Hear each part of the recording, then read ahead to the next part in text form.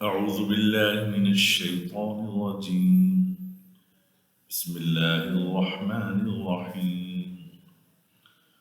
وإذ واعدنا موسى 40 ليلة ثم اتخذتم العجل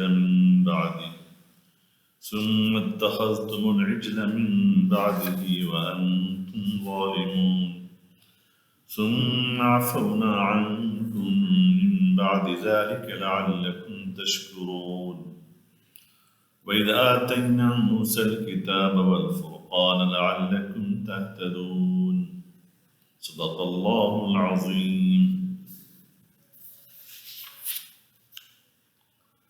اور اس وقت کو یاد کیجئے جو ہم نے حضرت موسیٰ علیہ السلام سے وعدہ لیا 40 راتوں کا، پھر تم لوگوں نے ان کے جانے کے بعد گائے کے بچڑے کی پرستش شروع کر دی، اس حال میں کہ تم لوگ اپنے آپ پر ظلم کرنے والے تھے.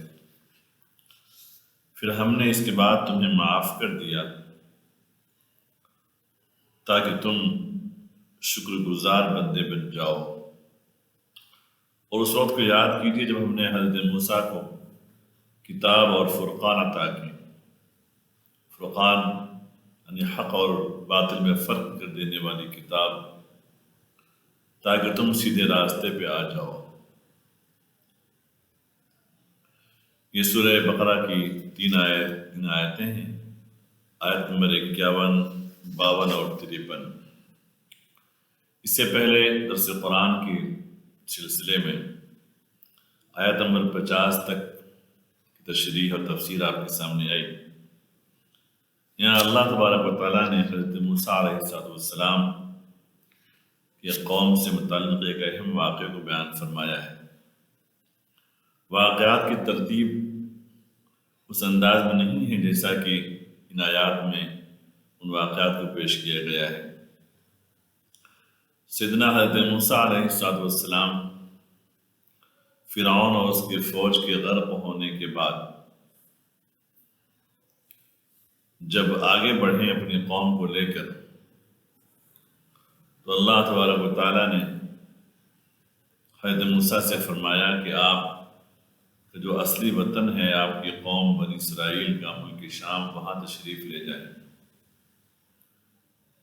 حضرت موسیٰ علیہ السلام نے اللہ تعالیٰ کے اس حکم کا اپنی قوم سے تذکرہ فرمایا. حضرت موسیٰ کی قوم اس بات کو اچھی طرح جانتی تھی کہ ملک شام میں جس کی حکومت ہے وہ قوم ہے قوم عمالقہ، جو بہت ہی طاقتور ہے، قد و قامت میں بہت ہی اونچے ہیں اور قوت میں بھی بہت بلند ہیں. وہاں جانے کا مطلب یہ ہے کہ اس قوم سے ہم جنگ کریں. سیدنا حضرت موسیٰ علیہ السلام نے اللہ تبارک و تعالیٰ کی طرف سے وعدے کے آنے کے بعد یہ فرمایا کہ اللہ تعالیٰ کا وعدہ ہے کہ ہم اس قوم سے جنگ کریں اور ہمیں کامیابی نصیب ہوگی. ایسے موقع پر بنی اسرائیل نے حضرت موسیٰ سے فرمایا کہ آپ چند لوگوں کو منتخب فرمائیں جو جا کے اس قوم کا جائزہ لیں کہ کیا ہم ان سے جنگ کر سکتے ہیں یا نہیں. حضرت موسیٰ کی قوم بنی اسرائیل کے اندر بزدلی پھیلی ہوئی تھی، اس لیے کہ کئی صدیوں سے وہ فرعون کے غلام تھے اور غلامی میں رہتے رہتے قومیں کمزور ہو ہی جاتی ہیں.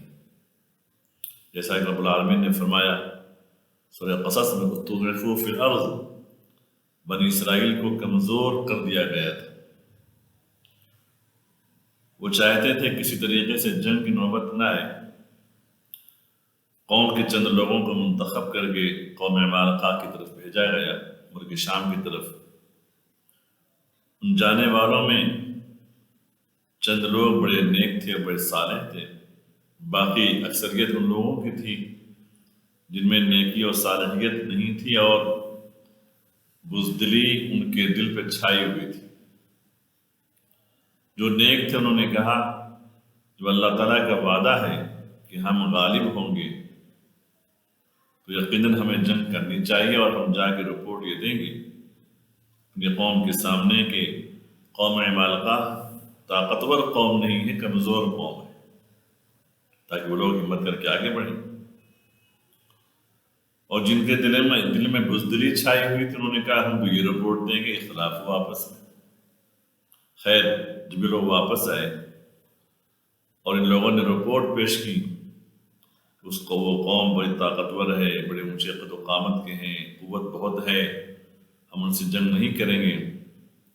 قالوا یا موسیٰ ان فیہا قوما جبارین، لوگوں نے کہا اے موسیٰ، وہاں پہ جو قوم ہے بہت زبردست ہے، اور جب تک وہ لوگ اس مقام پر ہیں ہم ہرگز وہاں داخل نہیں ہوں گے۔ ان لوگوں نے فرمایا، جو اللہ کے نیک تھے، صالح تھے، حضرت یوشع بن نون بھی تھے اس میں، کہ نہیں، وہ قوم تو زیادہ طاقتور نہیں ہے، ہم سے جنگ میں کامیاب ہو جائیں گے۔ لیکن پورے قوم نے اس رپورٹ کو تسلیم کیا جس میں قوم عمالقہ کی طاقت کو، قوت کو بڑھا چڑھا کے پیش کیا گیا تھا۔ ان لوگوں نے بڑی گستاخی کی حضرت موسیٰ کے ساتھ۔ حضرت موسیٰ سے کہا، یا موسیٰ اذهب انت وربك فقاتلا انا هاهنا قاعدون، اے موسیٰ آپ اور آپ کے رب جا کے لڑیں، ہم یہاں بیٹھ کر تماشا دیکھیں گے۔ انتہائی گستاخانہ جواب تھا۔ اللہ تعالیٰ کا حکم سامنے ہو اور نبی رسول کی زبانی ہو کہ جس کا یقین ہونا بلکہ جس کا حق ہونا انتہائی یقینی ہے، پھر قوم کا نبی کی بات کو ٹھکرا دینا یہ اللہ کے عذاب کی دعوت دینے کے جیسا ہے۔ اللہ کا عذاب آیا، جس مقام پر یہ گفتگو ہو رہی تھی اس مقام کو وادی تیہ کہا جاتا ہے، اس کا پورا رقبہ 10 کلومیٹر کے قریب ہے۔ اللہ تبارک و تعالیٰ نے وادی تیہ کو، اس خالی میدان کو ان کے لیے کھلی جیل میں تبدیل کر دیا، اور 40 سال تک یہ عذاب ان پر جاری رہا۔ یہ لوگ اس وادی تیہ سے نکلنے کے لیے صبح سے سفر شروع کرتے، چلتے چلتے جو شام ہو جاتی اور یہ سمجھتے کہ ہم شام تک اس میدان سے باہر نکل جائیں گے۔ جب شام ہوتی تو یہ دیکھتے کہ صبح جہاں سے چلے تھے وہیں پر پہنچے ہوئے۔ اسی میدان میں کئی اہم واقعات پیش آئے، آگے کئی رکوع میں اس کا حوالہ دیا جائے گا۔ اسی مقام پر، اسی میدان میں اللہ تعالیٰ نے حضرت موسیٰ سے فرمایا کہ آپ طور پہاڑ پر وادی مقدس میں اعتکاف کے لیے تشریف لائے۔ پہلے 30 دن کی بات کہی گئی، تو حضرت موسیٰ کا شوق بڑھا تو مزید 10 دن اور اضافہ کر دیا گیا۔ مفسرین نے لکھا ہے کہ ذی قعدہ کا پورا مہینہ تھا اور ذی الحجہ کی 10 تاریخیں تھیں، 10 دن تھے۔ سیدنا حضرت موسیٰ علیہ السلام طور پہاڑ پر اعتکاف کے لیے تشریف لائے ہیں، اور اپنے غیاب میں اپنے بھائی حضرت ہارون کو اپنا جانشین بنایا، سمجھا بجھا کر کہ آپ قوم پر توجہ دیں، بکھرنے نہ پائے، اختلاف نہ ہو، نرمی کے ساتھ معاملہ فرمائیں، یہ تمام تر نصیحتیں فرمائیں۔ جیسا کہ حضور اقدس صلی اللہ تعالیٰ علیہ وسلم نے جب تبوک کا سفر شروع کیا اور مدینے سے صحابہ کی بڑی تعداد تبوک کے لیے نکلی، تو حضرت علی کو اپنے غیاب میں جانشین بنایا، مدینے میں فرمایا انت منی بمنزلت ہارون، آپ میری طرف سے ایسے ہی ہیں اس مقام پر جیسا کہ حضرت ہارون علیہ السلام کے حضرت موسیٰ کے غیاب میں اپنے قوم کے ساتھ نرمی کا معاملہ فرمائیں، نگاہ رکھیں، کوئی بھٹکنے نہ پائے۔ اس دوران سامری اپنا کام کر گیا۔ سامری کے بارے میں اس سے پہلے وضاحت آئی تھی آپ کے سامنے۔ اس نے تمام لوگوں سے کہا کہ سونے اور چاندی جو تمہارے پاس ہے جمع کرو، اس کو پگھلا کر کے ایک گائے کے بچڑے کا اسٹیچو بنایا، اور سامری کے پاس ایک مقدس مٹی تھی، حضرت جبریل علیہ السلام جب سامری کی ماں نے اس کو جنگل میں چھوڑ دیا تھا، حضرت جبریل علیہ السلام گھوڑے پر سوار ہو کر آتے اور اس تک کھانا پہنچاتے تھے، غذا پہنچاتے تھے، اور حضرت جبریل اس گھوڑے پر سوار ہو کر آتے تو گھوڑے کے قدم جہاں پڑتے، جب قدم اٹھاتا گھوڑا اپنا، تو وہاں کی خشک زمین ہری بھری ہو جاتی. سامری نے مٹی اٹھا لی تھی وہاں سے اور اس ٹیچو میں وہ ڈال دیا. عجیب غریب قسم کی آواز آنے لگی. حالانکہ اس آواز میں مٹی کی کوئی تاثیر نہیں تھی. مفسرین نے اس پر بہت تفصیلی بحث کی ہے کہ اس نے اسٹیچو اس طرح بنایا کہ اوپر سے ایک ڈھانچہ ہے گائے کے بچھڑے کے جیسا، لیکن اندر سے پورا خالی تھا، منہ سے لے کر پیٹ اور مقاد کے حصے تک. جب خالی حصے سے ہوا گزرتی ہے تو آواز پیدا ہوتی ہی ہے. اس طرح کہ جنگلات میں جو جھاڑ اندر سے کھوکھلے ہو جاتے ہیں، جب ہوائیں چلتی ہیں تو عجیب غریب آواز آیا کرتی ہیں. تو اس وقت سامری نے یہ بات کہی تمام کے سامنے کہ اصل رب تو تمہارا یہ ہے. موسیٰ رب کو تلاش کرنے کے لیے کہاں چلے گئے ہیں؟ طور پہاڑ پہ چلے گئے. رب تو ہمارا یہ ہے، ھذا الہکم و الہ موسیٰ، یہ تو تمہارا اور موسیٰ کا معبود یہ ہے. موسیٰ تو بھول کے وہاں چلے گئے. تو یہاں تذکرہ اس بات کی اسی واقعے کا ہے کہ تم لوگوں نے گائے کے بچھڑے کی پرستی شروع کر دی. آگے کی آیتوں میں انہی واقعات کا تذکرہ ہے کہ قوم میں سے 70,000 افراد تھے جنہوں نے اس کی پوجا کی تھی. حضرت ہارون نے بہت سمجھانا چاہا لیکن یہ لوگ طیش میں آگے اور قریب تھا کہ حضرت ہارون کو قتل کر دیتے. جب آپ نے دیکھا سیدنا حضرت ہارون علیہ السلام نے کہ یہ قوم کہیں ہمیں خود قتل کر دے، آپس میں لڑنے لگے، میرے بھائی جب موسیٰ واپس تشریف لائیں گے تو میں نے کیا جواب دوں گا؟ کہیں گے کہ یہ قوم کو آپ نے آپس میں لڑایا کیوں؟ جب یہ محسوس کر لیا کہ قوم آپس میں لڑ پڑے گی تو حضرت ہارون خاموش بیٹھ گئے. تو رب العالمین نے یہاں اسی واقعی طرف اشارہ فرمایا ہے کہ تم لوگ اپنے آپ پر ظلم کرنے والے تھے، فرمایا پھر ہم نے تم کو اس کے بعد معاف کر دیا. معافی کا واقعہ آگے کی آیت نمبر 54 میں آ رہا ہے. وہ اس طریقے سے ہوا سیدنا حضرت موسیٰ جب واپس تشریف لائے، حضرت موسیٰ کو من جانب اللہ اطلاع مل گئی. فرمایا رب العالمین نے کہا موسیٰ آپ یہاں تشریف فرما ہیں اور آپ کی قوم بت پرستی میں مبتلا ہو چکی ہے. اسی دوران حضرت موسیٰ علیہ السلام پر توریت نازل ہوئی. توریت کی تختیاں آسمان سے نازل ہوئی طور پہاڑ پر. ان تختیوں کو لے کر آپس تشریف لا رہے تھے. جب وادی طی میں پہنچتے ہیں اور قوم کو گوسالہ پرستی میں گائے کی پوجا میں مصروف دیکھا، بڑے غصے میں آ گئے. تختیاں ایک طرف رکھ دی، کچھ تختیاں ٹوٹ گئیں. پھر آپ نے اپنے بھائی حضرت ہارون کی داڑھی پہ کر فرمایا بھائی ہارون یہ سب کیا ہوا؟ حضرت ہارون نے فرمایا ابن ام لا تأخذ بلحیتی ولا براسي انی خشیت ان تقول فرقت بین بنی اسرائیل ولم ترقب قولی. اے میرے ماں شریک بھائی، حضرت موسیٰ اور حضرت ہارون ایک ماں کے تھے، والد الگ تھے. حضرت ہارون بڑے تھے. حضرت ہارون کے والد کے انتقال کے بعد ان کی والدہ نے حضرت موسیٰ کے والد سے شادی فرمائی. اے میرے ماں شریک بھائی، آپ میرے داڑھی اور سر کے بال کو نہ پکڑیں. مجھے اس بات کا ڈر ہوا کہ آگے کہنے لگیں فرقت بینی بین بنی اسرائیل ولم ترقب قولی. آپ یہ کہنے لگیں کہ بھائی ہارون آپ نے بنی اسرائیل میں تفرقہ ڈال دیا اور آپ نے میری بات کا انتظار نہیں کیا. پھر حضرت ہارون سے پوچھا حضرت موسیٰ نے ان کی داڑھی اور سر کے بال چھوڑتے ہوئے آخر ہوا کیسے؟ بات سامری کی طرف سے آئی. تو آپ نے سامری سے پوچھا قال فما خطبک یا سامری. اس کی تفصیل طہ میں ہے. سامری بتاؤ کیا بات ہوئی؟ تو سامری نے کہا قال بصرت بما لم يبصروا به فقبضت قبضة من اثر الرسول. میں نے ایک ایسی چیز دیکھی جس کو دیگر لوگ نہیں دیکھ سکے، اور میں نے فرشتے کے نشان قدم کے نشان کے نیچے سے مٹھی مٹی اٹھا لی. یہاں اشارہ ہے اسی طرف. حضرت جبرائیل جس گھوڑے پر سوار ہو کے آتے تھے، گھوڑے کے قدم جہاں پڑتے تو خشک مٹی ہری بھری ہو جاتی، ہری بھری گھاس ہونے لگتی.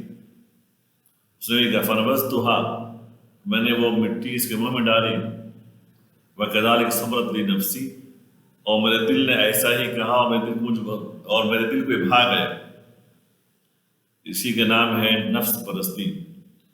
انسان دل میں جو آئے کرنے لگے تو یہی نفس اسے خواہشات میں مبتلا کر کے خواہش پرستی کے ساتھ ساتھ آگے بڑھتے بڑھتے بت پرستی میں مبتلا کر دیا کرتا ہے۔ انہوں نے کہا وَكَذَلِكَ صَبَرَتْ لِي نَفْسِي، اور ایسے ہی میرے دل نے مجھے بھایا، میرے دل نے مجھے کہا، میں نے ایسا کر دیا۔ سیدھا حضرت موسیٰ نے فرمایا قَالَ فَاذْهَبْ، تم یہاں سے نکل جاؤ، اب تو زندگی تمام یہی کہتا رہے گا لا مساس لا مساس لا مساس۔ ایسی بیماری میں تم مبتلا ہوگا کہ لوگ تیرے قریب آئیں گے تو یہ کہے گا بھائی مجھے ہاتھ مت لگاؤ، مجھے مت چھیو، لوگوں کے ہاتھ لگانے سے اور چھینے سے تمہیں تکلیف ہوگی۔ یہ واقعہ ہے سامری کا، یہاں تذکرہ ہے۔ پھر اللہ تبارک و تعالیٰ سے انسان دعا فرمائی کہ میرے قوم کی معافی کیسے ہوگی، تو اللہ تبارک و تعالیٰ نے فرمایا معافی کی شکل یہ ہے کہ جن لوگوں نے گائے کے بچھڑے کی پرستش نہیں کی، ان کے ہاتھ میں ہتھیار دیے جائیں، تلوار دی جائے، خنجر دیے جائیں، اور جن لوگوں نے گائے کی پوجا کی ہے وہ زمین پر بیٹھ جائیں اور یہ اپنے ہاتھوں سے انہیں قتل کر دیں، تو قاتل اور مقتول دونوں کی معافی ہو جائے گی اور دونوں کے دونوں جنتی ہو جائیں گے۔ اس کے بعد فرمایا ثم عفونا عنکم، پھر ہم نے تم میں سے، یا لفظ عن کا مفہوم یہ ہے کہ تم میں سے بعض کو معاف کیا، یا ہو سکتا ہے کہ کچھ لوگ گائے کی پرستی میں اتنے آگے بڑھ گئے کہ وہ لوگ توبہ کرنے نہیں آئے ہوں گے، ہم نے معاف کر دیا تاکہ تم شکر گزار بندے بن جاؤ۔ پھر حضرت موسیٰ علیہ السلام نے اپنی قوم کو اللہ کا یہ فرمان سنایا ہے۔ انشاءاللہ اس کی تفصیل کیونکہ آئندہ آیت میں آ رہی ہے وہ عرض کروں گا۔ اب اس کے بعد آیت نمبر 53 کا مضمون یہ ہے، اس وقت کو یاد کیجیے جب انہیں حضرت موسیٰ کو کتاب عطا فرمائی۔ اس کتاب کی صفت ہے الفرقان۔ فرقان کے معنی ہے الفارق بین الحق والباطل، وہ کتاب، وہ کلام جو حق اور باطل میں فرق کرنے والا ہو۔ یہ فرقان کی صفت قرآن کریم کی بھی ہے۔ ماہ رمضان کی فضیلت میں جو آیت نازل ہوئی ہے اس میں نزول قرآن کا تذکرہ ہے، اس میں فرقان ہی ہے۔ شہر رمضان الذی انزل فیہ القرآن ھدی للناس وبینات من الہدی والفرقان، رمضان کا مہینہ وہ بابرکت مہینہ ہے، اس میں قرآن نازل کیا گیا جو لوگوں کے لیے ہدایت کا ذریعہ ہے۔ اس میں واضح علامتیں، واضح دلائل ہیں، ہدایت کی واضح دلیلیں ہیں۔ والفرقان، اس میں حق اور باطل میں فرق کرنے والا کلام موجود ہے۔ فرقان قرآن کریم کی بھی صفت ہے، توریت کی بھی صفت ہے، بلکہ جملہ آسمانی کتابوں کی صفت ہے، بلکہ تمام انبیاء کرام اور تمام رسولوں کی صفت ہے۔ تو توریت جو آسمانی کتاب نازل ہوئی سیدنا حضرت موسیٰ علیہ السلام پر، وہ ایک تشریعی کتاب، قانون کی کتاب، اس میں احکام بیان کیے گئے تھے، عقائد سے متعلق احکام ہیں، عبادات سے متعلق ہیں، معاملات سے متعلق ہیں، قضاء اور عدالت کے مقدمات جو ہوتے ہیں ان سے متعلق احکام ہیں، جیسا کہ پارہ 6 میں ہیں وَكَتَبْنَا عَلَيْهِمْ فِيهَا أَنَّ النَّفْسَ بِالنَّفْسِ وَالْعَيْنَ بِالْعَيْنِ وَالْأَنْفَ بِالْأَنْفِ۔ پارہ 6 کی ان آیتوں میں انہی آیتوں کا خود دہرایا گیا ہے۔ ہم نے بنی اسرائیل پر یہ فرض کر دیا تھا کہ جان کے بدلے جان، آنکھ کے بدلے آنکھ، ناک کے بدلے ناک، کان کے بدلے کان، والسن بالسن، اور دانت کے بدلے دانت، والجروح قصاص، اور دیگر زخموں کا بھی بدلہ ہے۔ اور پھر ان آیات میں اور وضاحت سے بات کہی گئی۔ تو توریت جو آسمانی کتاب ہے، جو آسمانی کتاب تھی، ان کے بعد میں ان لوگوں نے تحریف کر دی اور اب وہ اصل شکل میں باقی نہیں رہی۔ تو رب العالمین نے فرمایا یہاں پہ، پہلے تو یہ فرمایا آیت نمبر 52 میں کہ ہم نے تمہیں معاف کیا، تمہارے اس جرم کو معاف کر دیا تاکہ میری معافی کو دیکھ کر تمہارے اندر شکر کا احساس پیدا ہو، شکر گزار بندے میں جاؤ، تم قدردانی کرو۔ اور جب بات آئی نزول کتاب کی، آسمانی کتاب نازل کی ہم نے تمہاری ہدایت کے لیے کہ تم باطل راستوں کو چھوڑ کر راہ راست پر آ جاؤ، ہدایت پر قائم رہو اور اس کتاب کو اپنی زندگی کا حصہ بنا لو، سارے امور میں اسی کتاب سے استفادہ کرو، میں لعلکم تہتدون، تاکہ تم ہدایت پہ آ جاؤ۔ معلوم یہ ہوا کہ آسمانی کتاب ہمارے سامنے ہو، ہمیں اس سے ہدایت ملتی ہے۔ جیسا کہ آپ صلی اللہ علیہ وسلم نے اپنی وفات سے پہلے ارشاد فرمایا، اے لوگوں، دو چیزیں تمہارے درمیان چھوڑ کے جا رہا ہوں، کتاب اللہ و سنتی، اللہ کی کتاب چھوڑ کے جا رہا ہوں اور میری سنت چھوڑ کے جا رہا ہوں۔ اگر تم مضبوطی سے ان دونوں کو تھامے رہو گے، لن تضلوا بعدی، تو تم ہرگز میرے بعد گمراہ نہیں ہوں گے۔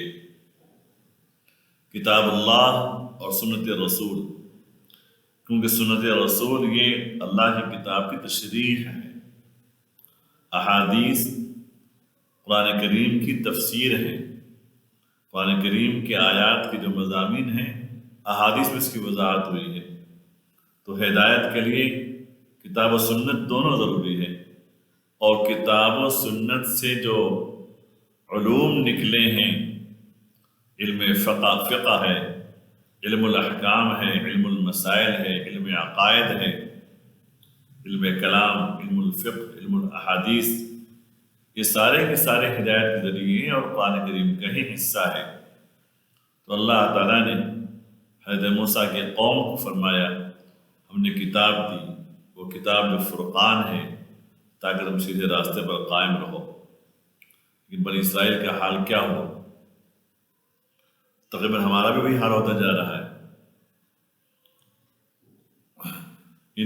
اسی پارے سورہ بقرہ کے پہلے پارے میں ہی آگے 4 رکوع بعد مضمون آئے گا، کلما جاءکم رسول بما لا تہوی انفسکم فاستکبرتم ففریقا کذبتم وفریقا تقتلون۔ اے قوم بنی اسرائیل، تمہارا حال یہ ہوا جب تمہارے پاس کوئی رسول تشریف لاتے، بما لا تہوی انفسکم، جب تمہارے پاس کوئی رسول آتے اور اللہ تبارک و تعالیٰ کا ایسا حکم لے کر آتے جو تمہارے مزاج کے خلاف ہوتا، تمہارے نفس کے خلاف ہوتا، تو تم فریقاً کذبتم، استکبرتم، تو تم اعراض کرتے، تکبر کرتے، بات نہ مانتے، تو ایک فریق کو تم جھٹلاتے اور ایک فریق کو تم قتل کر دیتے۔ یعنی کبھی ایسا ہوا کہ تم نے نبی کو جھوٹا کہہ دیا، اور کبھی ایسا ہوا کہ تم نے نبی کو قتل کر دیا۔ آج ہماری قوم مسلم کا بھی یہ حال ہے۔ جس علاقے میں جہالت بہت زیادہ ہوتی ہے، تو کوئی اللہ کا بندہ، کوئی نیک مستند عالم ان کے سامنے ان کی گمراہیوں کو واضح کرتا ہے، بھئی آپ کے یہاں یہ طریقہ غلط ہے، یہ بدعت ہے، جہالت کی رسمیں ہیں، تو لوگوں کے مزاج کے خلاف یہ بات ہوتی ہے، تو لوگ کہتے ہیں انہیں صاحب غلط بول دی، اچھا بیان نہیں کیے، مصلحت کے خلاف بول دیے۔ اس طریقے سے قوم اس راستے پر چل پڑی ہے جس راستے پر بنی اسرائیل چل پڑے تھے، کیونکہ حدیث پاک میں فرمایا آپ صلی اللہ علیہ وسلم نے کہ بنی اسرائیل نے گمراہی کے جتنے راستے اپنائے ہیں یہ امت بھی اپنائے۔ بنی اسرائیل 72 فرقوں میں تقسیم ہوئے، میری امت 73 فرقوں میں تقسیم ہوگی۔ پھر یہ فرمایا آپ صلی اللہ علیہ وسلم نے ان میں سے وہ فرقہ جو میرے اور میرے صحابہ کے راستے پر ہوگا وہ فرقہ کامیاب ہوگا۔ اور صحابہ کا حال کیا تھا؟ جو کچھ فرما دیا آپ صلی اللہ علیہ وسلم نے 100% اس کو مان لیا، اس میں اعتراض نہیں کیا، اس میں کیڑے نہیں نکالے، اس میں کوئی کمی تلاش نہیں کی۔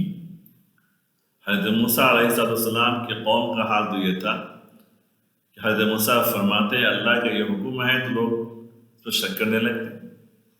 نساء کے آئندہ حکم یہ مضمون آئے گا، جب بنی اسرائیل میں قتل ہو گیا تھا کسی کا، لوگوں نے کہا ہے موسیٰ دعا کی اللہ تعالیٰ سے کہ قاتل کا علم ہو جائے۔ حضرت موسیٰ نے فرمایا اذبحوا بقرہ، گائے ذبح کیجیے۔ تو قوم نے کہا اتتخذنا ہزوا، اے موسیٰ میرا آپ ہم سب کو مذاق اڑا رہے ہیں؟ نبی بھلا نبی اپنی قوم کو مذاق اڑایا کرتا ہے؟ اس طریقے سے قوم نے حضرت موسیٰ کو ستایا ہے۔ حضرت موسیٰ علیہ السلام کو بنی اسرائیل نے بہت تنگ کیا ہے۔